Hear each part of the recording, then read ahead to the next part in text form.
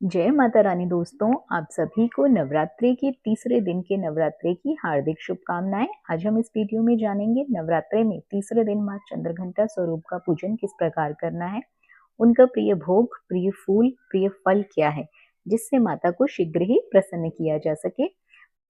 सारी जानकारी के लिए वीडियो के अंत तक जरूर बने रहें। यदि आपने अभी तक हमारे चैनल को सब्सक्राइब नहीं किया है, इस तरह की जानकारियां आपको भी अच्छी लगती है तो चैनल को सब्सक्राइब करके बेल आइकन के बटन को दबा लीजिए ताकि हमारी आने वाली वीडियोस की नोटिफिकेशन सबसे पहले आपके पास पहुंच सके। वीडियो को लाइक और शेयर करना बिल्कुल ना भूलिए।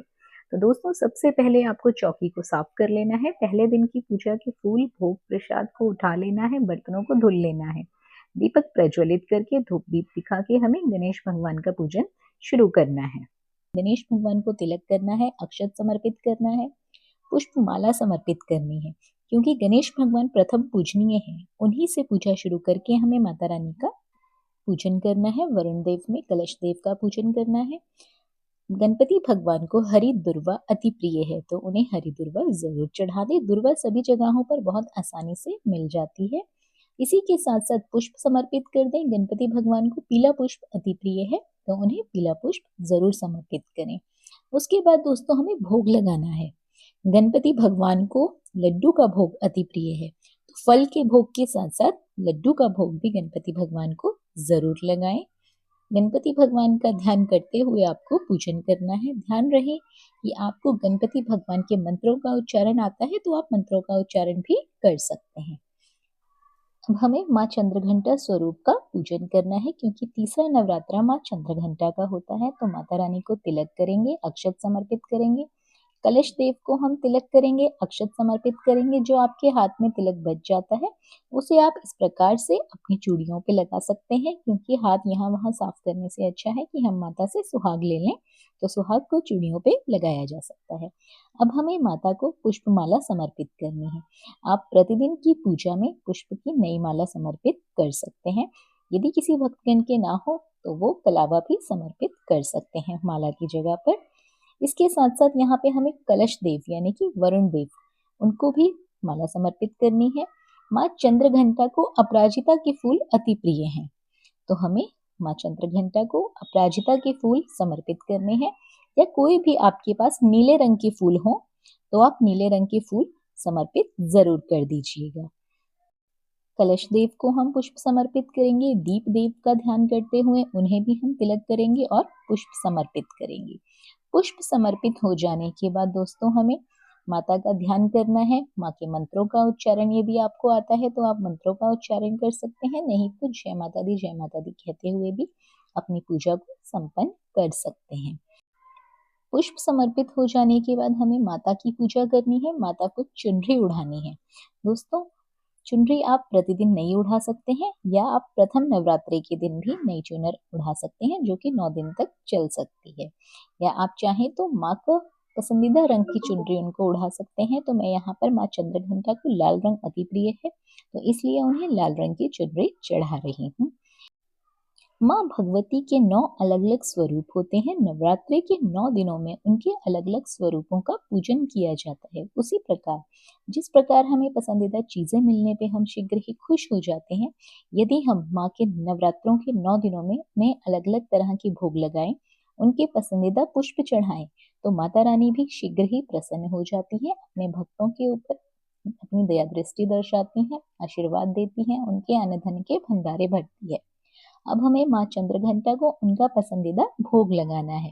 तो माँ चंद्रघंटा को सफेद चीजों का भोग अति प्रिय है, तो यहाँ पर मैं दूध का भोग लगा रही हूँ। आप दही का भोग लगा सकते हैं, माखन मिश्री का भोग लगा सकते हैं। इसी के साथ साथ सफेद मिठाई का भोग माँ को अति प्रिय है।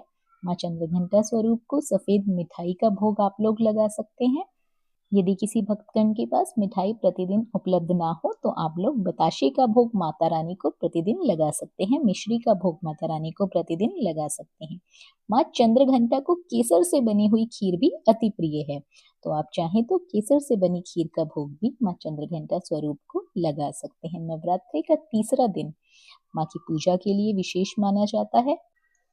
दोस्तों, यदि किसी को नीले रंग के पुष्प ना मिल पाए तो लाल रंग का पुष्प आप प्रतिदिन माता रानी को समर्पित कर सकते हैं या कोई अन्य पुष्प भी समर्पित कर सकते हैं। पूजा के दौरान हम किसी भी चीज का जो हमारी चीज हमारे पास उपलब्ध नहीं हो उसकी जगह कोई अन्य वस्तु माँ को समर्पित कर सकते हैं। आप चाहें तो पुष्प में भाव रूप से अक्षत भी समर्पित कर सकते हैं। इसी के साथ साथ हमें माँ को पान के बीड़े का भोग लगाना है। पान के बीड़े में 2 लौंग इलायची के जोड़े रख लीजिए और इसका बीड़ा बनाकर भी आप माता को समर्पित कर सकते हैं। मिठाई के अलावा आप लोग फल का भोग भी माता रानी को लगा सकते हैं। फल का भोग, मिठाई का भोग, दूध दही मक्खन का भोग आप लोग माता रानी को जरूर लगाएं। इसके साथ साथ दोस्तों, हमें एक लघु हवन प्रतिदिन की पूजा में जरूर करना है। इसी के साथ साथ दक्षिणा जरूर समर्पित कर दीजिए।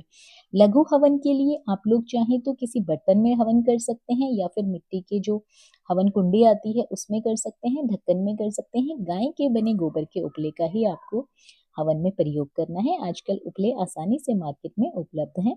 थोड़ा घी डाल लीजिए, थोड़ा कपूर डाल लीजिए। एक लघु हवन हमें प्रतिदिन करना होता है। तो हवन के पश्चात आप आरती करेंगे तो हवन में हमें जो हमने पान का बीड़ा बनाया होगा वो समर्पित कर सकते हैं। माता को भोग लगाने के लिए बताशे समर्पित कर सकते हैं।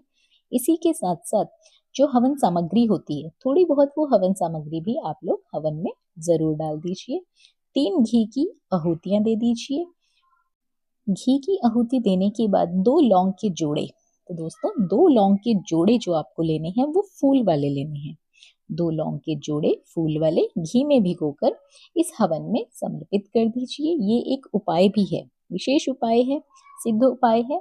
ये आप जरूर करके देखिए। माता रानी की असीम कृपा की आप लोगों को प्राप्ति होगी। इस प्रकार से 2 लौंग के जोड़े लेने हैं, घी में डुबोकर अग्नि में प्रज्वलित कर देने हैं।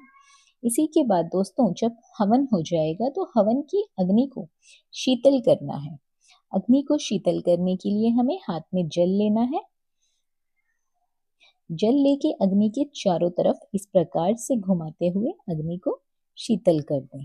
पूजा के दौरान हमें प्रतिदिन श्री दुर्गा सप्तशती का पाठ जरूर करना चाहिए। जो लोग पाठ कर ना पाए वो पाठ सुन सकते हैं। श्री दुर्गा सप्तशती के सभी अध्याय हमारे चैनल पर सुनाए जाएंगे, आप लोग वहां से भी सुन सकते हैं।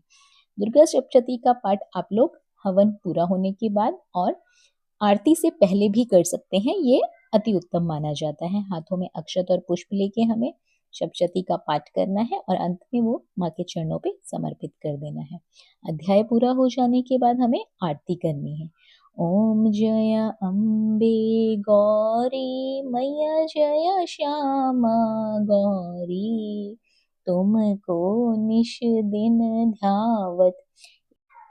इस आरती के पूरा हो जाने के बाद हमें आरती को जब आप नीचे रखेंगे तो आरती को शीतल करना है। हाथ में जल लेके अग्नि के चारों तरफ फेरते हुए अग्नि को शांत कर दें, यानी कि आरती को शीतल कर दें, ठंडा कर दें। ये जरूर करना चाहिए दोस्तों।